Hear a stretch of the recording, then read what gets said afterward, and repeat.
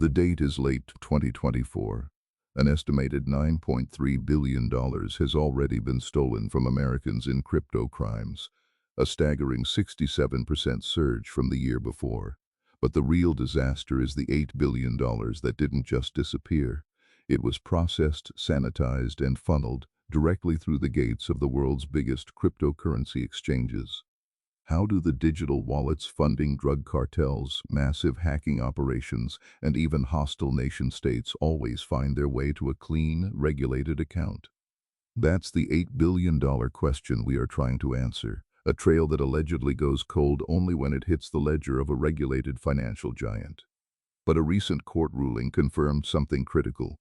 The tools exist to map this entire journey, proving the paper trail is legally sound. Yet, if the technology to follow the money is validated, why did these exchanges allegedly allow the flood? The shocking truth emerging is that the compliance officers weren't blind.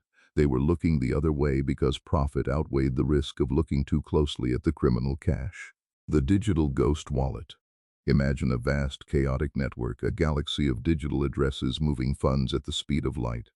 This is the dark web economy, where platforms like Forsage deployed smart contracts, weaving theft directly into unbreakable code, stealing hundreds of millions before anyone could pull the plug.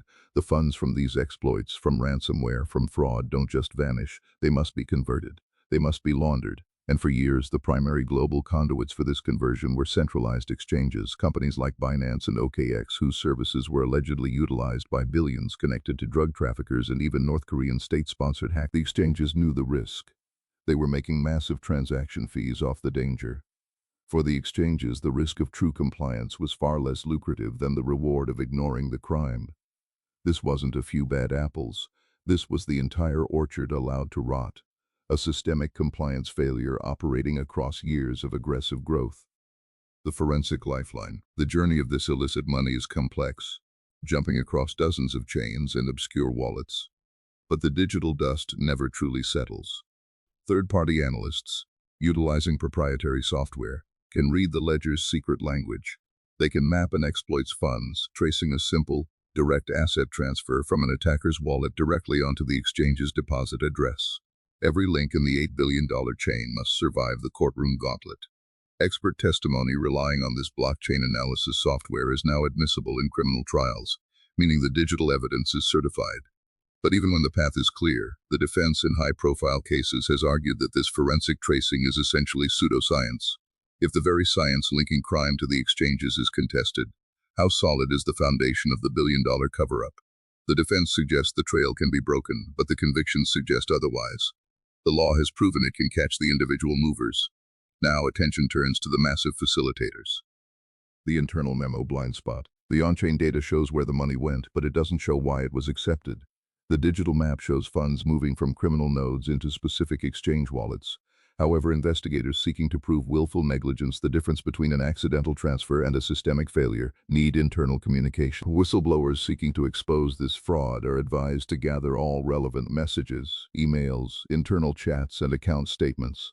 The real smoking gun isn't just on the blockchain, it's buried in the executives' inboxes, proving which compliance teams flagged the massive suspicious deposits and who gave the order to ignore those flags. The moment the digital cash turns back into real-world currency, the fiat off-ramp, is the moment the exchanges allegedly chose to look the other way, bypassing Know Your Customer and anti-money laundering protocols that were supposed to be their guardrails. It's not just about letting the criminals in, it's about actively washing the money until it looks clean enough to integrate into the global financial system. The unanswered command. The trail is visible, the financial impact is catastrophic, and the methodology to prove the exchange's complicity is legally sanctioned. But the central, most compelling mystery remains unanswered. We can track the $8 billion of laundered funds, much of it originating from organized crime or state-sponsored hacking groups like those in North Korea. We can see it flowing through the centralized gates. But which specific compliance officers, which executives, gave the direct command that ensured these billions passed through unchecked? Who signed off on the internal memos that prioritized volume over legality? The network map shows the points of failure, but the names behind those failures are still hidden, protected by corporate structures and legal ambiguity. This massive digital leak isn't just about lost money. It's about a calculated institutional decision to prioritize profit over global security. For now, the digital detectives on Reddit and the federal prosecutors tracing the lines are staring into the abyss, knowing that if the world's largest exchanges can be subverted for $8 billion today, the technology is already being prepared to subvert the system for $80 billion tomorrow.